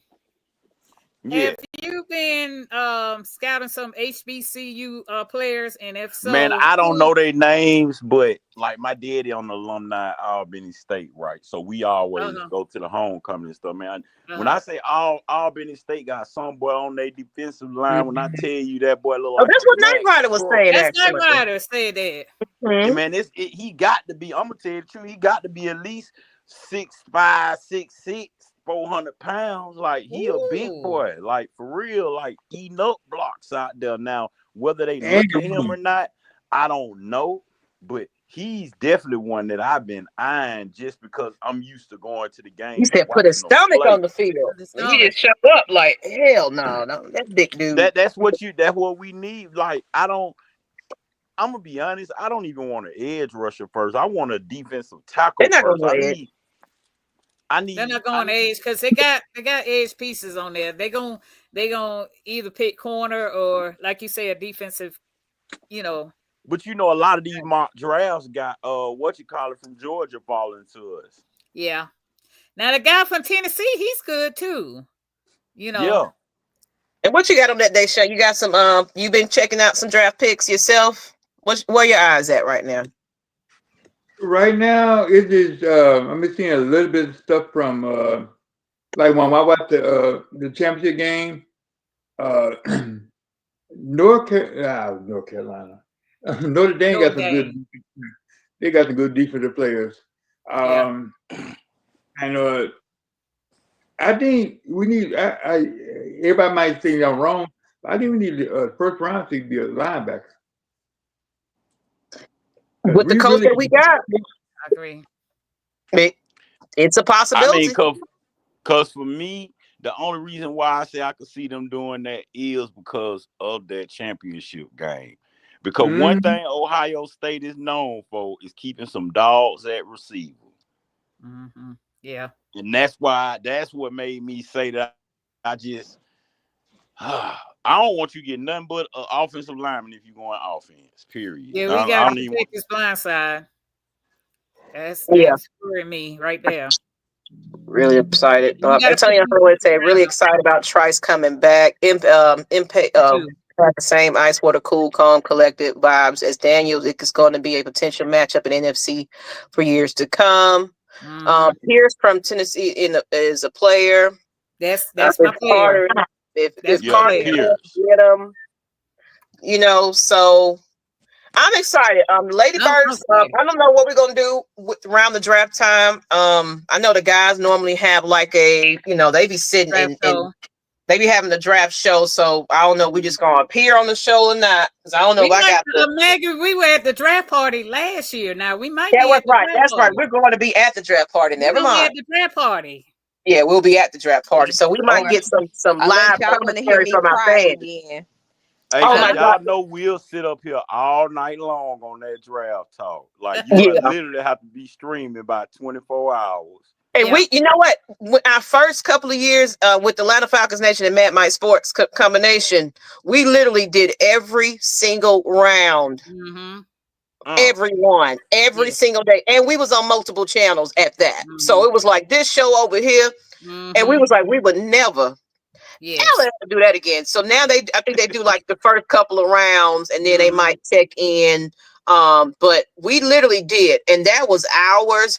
But we had the fans come on. It was fun, but that was a lot for us. And we was like, if we're gonna do that again, people gonna have to go take naps, come back, Yeah. That's a lot of content. Yeah. On that note, people, I want to go ahead and get us a wrap-ups up. But let's go ahead, you guys, if y'all want to just give your last-minute thoughts and things about the Falcons. And we're going to do this again and have some fans on. Deshaun, just go ahead and let us know, anything else you want to add about the Falcons, what you're excited about, what's your expectations. And if you got anything you want anybody to follow you about your projects, just kind of give us a little bit of that. Okay, first the Falcons always. I think Jeff going to do a good job on the defense because the two guys he got are very good. I would need to put the right pieces in the right spot. The offense is going to be good. I mean, Zach is he's real good. I think he's going to do better the second year. And then all the way around, as long as Ra shut up and let the people coach, we'll be all right. And me, I'm still working on my movie. It's called Legacy, the Years. Still working on it. So when it starts getting closer, I'm gonna let everybody know. Okay. Let them know about that. The Yeet Years. A lot of people don't know what that is. Like actually, it's a dance. They're honoring some of those players. Nyght Ryder's doing it. Yo ATL raps, and they be honoring a lot of it. They be having dance sessions and everything on the stage. So go ahead, a little bit about that era that a lot of people don't remember. Well, that was definitely a fun time then. Started when I first came to Atlanta. I was doing house dancing and break dancing. I didn't know about yeet dancing, so I met this guy in Underground. He was doing that. I said, what you doing? And he said, yeeking. I was like, what is that? So he showed me the dance and everything, and I started liking it. And it's a whole bunch. It's like jazz, tap, breaking, and a whole bunch of dance at once. And it's very versatile. So I started in '93 and became a legend of it. My name, my dance group is Legacy. We've been known all over. And still a lot of groups here that still work out and do stuff like that. But this movie is about my dance group, how we came from trial tribulation to become great dancers that want to dance behind big names like Luke and Boys and Men and I'm not Boys Edition, stuff like that. So really, it's like you guys serve meet brothers, meet how you say that minister society all in one. So it's about the dance era around that time frame, and of course, y'all know that y'all know that dance era. If y'all from the A, y'all know exactly what he's talking about as far as I know that what that man talking about. I mean, it'll be all 90s, so you okay 90s. Okay. The clothes, the hair, the dance, the places. That's gonna be fun. Yeah. I'm excited about that. So you got to definitely keep us up on now. And you already know the Falcons Nation got to be up in there. That when you start shooting that information and everything else, and it's quite a few people still got that yeet dance going around. It's still a thing out here. So they just kind of tour now with it, and because Atlanta, man, the day is speaking of. Let's go ahead and rest in peace to DJ Unk, man. Speaking of, walking around and geeking, doing all that and two-step and man, people used to dance like what's the name was saying that they don't dance no more. They don't. But right there, rest in peace to DJ Unk, man. So young. This man was a couple of years older than me. So that This hit right Yeah. here. And the Because in the 2025 draft is in Green Bay. Okay. Thank you, Christy. Thank you. in the 90s, we used to dance instead of fighting. So that kept us out of trouble. Yeah. Dancing. Oh yeah, like you came to the club just to fight, but you were just still in there just having a good old time, man,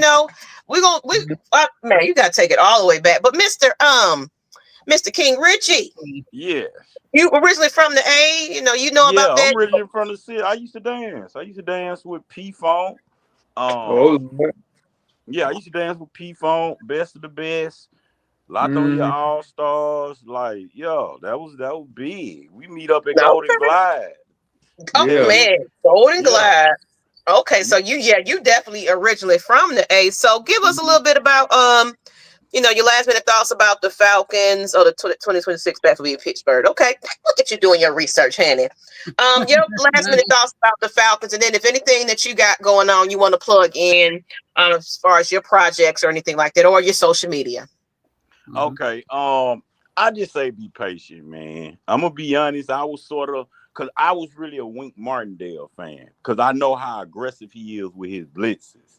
But I'm not mad at Ulbrich because I feel like everybody deserves a second chance. And after hearing him talk, I felt, a lot of people that be around him talking, but that was just too genuine for me. Like, I know bullshit. We from the city, so we know BS when you trying to finesse us.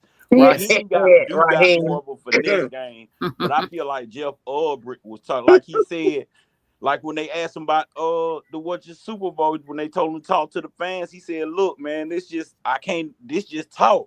I got to get on the field and prove it because we got unfinished business." So one thing I respect, even with Raheem, is that every coach realized they failed us during that Super Bowl. So they understand why we mad at them. It don't really, we not even mad at you about this year. We still mad at you about 28-3 if you want to be technical. You know what I'm saying? So left a bad taste in a lot of our fan base mouth. Just be patient because even for me, my growth didn't come overnight. So I got to be patient with them because if people didn't give me grace, how I'm not gonna give people grace. You know what I'm saying? And speaking of grace, let's go ahead and let Miss Witt go ahead and ride out of here because she got to go and take care of the baby. Let her say her last minute thoughts. And I want to put this picture up here because I do want to do like a moment of silence for him in a minute. But go ahead, Miss Witt. You want to close it on now, since I know you're about to hop out. Yeah, I'm about to say I'm just I'm about to say we're in a rebuilding phase. Hopefully we're closer to the end. I'm excited to, of course, always. Again, I am a fan to the logo. I'm excited anywhere we go, where we gonna go with this team. I'm excited for Mike, and shout out to the two guys for coming up on the stage and giving us their point of view. And I can't wait to see where we go forward. And it's almost officially been a year of the Ladybirds, so it's always a great thing that we've been here. Ladybirds. Yes. I So got thank to you, Miss get the Witt. baby to bed, and I'll talk to y'all later. My talents will be out when we have our next show. All right. Maybe let me go to the game so I can go. Yeah. I'm leaving too, Maggie. Okay, thank you again, Deshaun. I appreciate you jumping on with us. Thank you. Appreciate you for real. We want to do a moment of silence. Thank you. We're going to do a moment of silence for DJ Unk, people. Before we ride up out of here, I'm going to let the ladies go ahead and finish closing on out.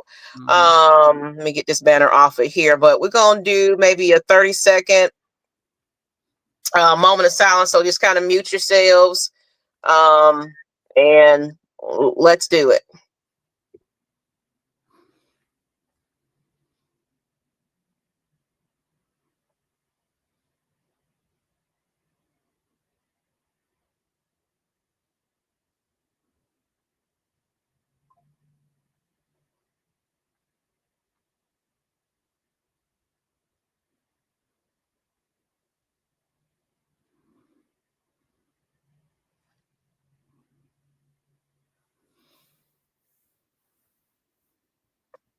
Rest in peace, man.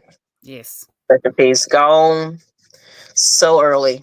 But that right there, that is definitely Hey, you hear that everywhere you go. You walking it out in every sports arena. You Right. walking it out. Still in the clubs, you walking it out.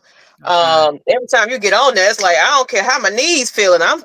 We doing something around here. And actually, it's encouraging me because I'm turning 40 this year, and I've been saying I wanted to do a party. I was going to do a prom and all that kind of stuff, but me and Nyght was kind of chilling because he turns 40 10 days after me in June. I'm thinking about just doing like a throw it back party and invite everybody to come on and celebrate with me. And we definitely got to represent DJ and of course the Red and Black event July 26th as well. We definitely make sure that he's gonna be played as well. But just rest in peace to him, everybody. I'm glad everybody was able to join us tonight. Yes. But ladies, go ahead. Let's go ahead and wrap this on up. Yeah, in the spirit of a new year and new beginnings, just in light of everything that's going on in the country and the world today, just being optimistic and taking your time seriously in whatever it is that you want to do. And I'm being more mindful of, again, just like last year, there are periods of time when you're a fan and we are not always happy, and I'm one of those. But at the same time, you give me about 30 minutes and I'm gonna have that bounce back.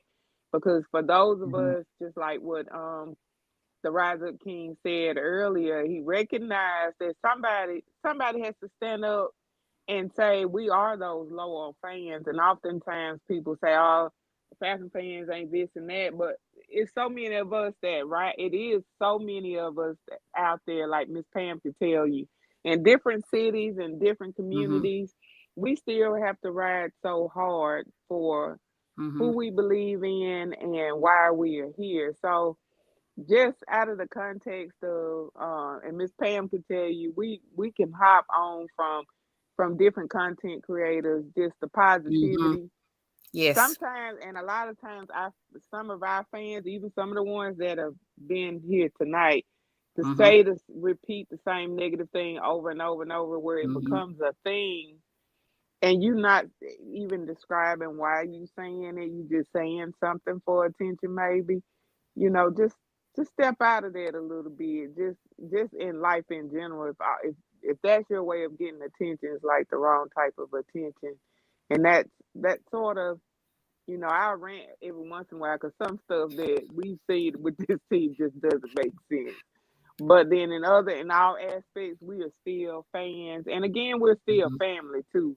And so, just think about how you utilize that time being negative sometimes in the offset of us being fans. And if you ever get a chance to visit other teams content creator sites, you see it a little different, and sometimes they're worse than ours. I'm sorry, we don't have the worst fans. Please stop saying it. We don't have the worst fans, because you get on some other even here in the NFC South, baby, we ain't it. Even if we say something negative, we ain't it compared to what we've heard. And so just think about how, just being positive, or how you twist or say something, just say something else. It's a weird time this year. And so just keeping that in just as a thought. I don't know. My mind all over the place. And I've been in that women's love football group. Me too. Y'all got to share that with me. Yeah, I'm gonna have to share it with you. Thanks to Miss Bree. Yeah, like you talking about fan base. Woo. Woo-wee.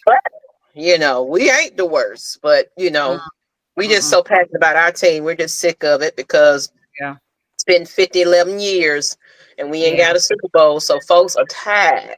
We tired, boss. But hey, go ahead and wrap it on up.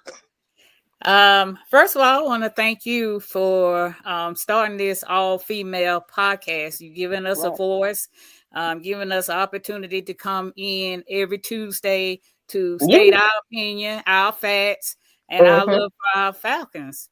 And I'd like to thank all the podcast creators out there for allowing us to join y'all show, and y'all chat to give our opinions and feedback. And that's basically what I want to thank for this platform. That's it. Thank you. Y'all just make me feel so special all the time. Thank you, Miss Pam. Thank you, Christy. Y'all recruiting folks, getting folks to come on. I love it. But as far as the Falcons and just everybody, I appreciate everybody. We won't be here because yeah. As long as y'all tuning into the Atlanta Falcons Nation, despite the controversy that surrounded us, y'all still love us. We just some passionate fans that get a little tested sometimes. We might get a Mad Mike rant here and there, but you got to understand, man. We're just like the Rise Up King said. We got loyal fans, man, and we got to defend our team. So we have every right to critique them and things like that. So I've earned my stripes, so I can talk about whatever I want to talk about, but I still gonna show my loyalty. Some of these pictures don't want to pop up. But I want to get into what I'm doing a little bit. Let me see if it's gonna do it now. So this is kind of my other side. This is kind of going into what I'm doing next, because I don't know how many episodes we're going to have of the Ladybirds, because I know I want to give the ladies their off season back so they can go, take care of business. Or, like I said, we might just have guests come on and talk, let them talk a little bit. Whatever we decide, we will decide. But this is me. I'm a mental health coach. That is my other alter ego outside of sports. Where we uplift, we love, we self-heal. And I was trying to bring up my profile picture, but anyway, I have a new channel that's coming up, and it's no longer Champagne Confessions, everybody. Let me see if that's gonna come up. Let's see. It is called the Ms Maggie T Mental Health and Wellness. It's not going to pop up. Never mind. You can just type that in, Maggie T Mental Health and Wellness. This is where we're going to still have live episodes. I just haven't decided what night I'm going to do it on. You ladies are welcome to join me in that conversation. But this is about just self-love, self-improvement. You can book me for coaching sessions. Your first assessment is free. And then I create you a coaching plan. But I will implement that into my conversation through my podcast to help people get better. I help with relationships, life coaching, what have you. Whatever if you just need an unbiased ear, I am that person. So y'all book me, email me. My phone number is right there. Do not call me for anything else, please. Only for business. And email me at Maggietproductions@gmail.com, and that's my phone number. And I will send you the link to go ahead and book your assessment. Okay, people. But on that note, I'll drop my YouTube link. I wish I had the picture, but it won't do it for me. But I appreciate you guys again. See y'all next week. We might have another guest in the house. I'll announce that very soon. But I'm out of here, people. It's been a real one. And good night. Good night.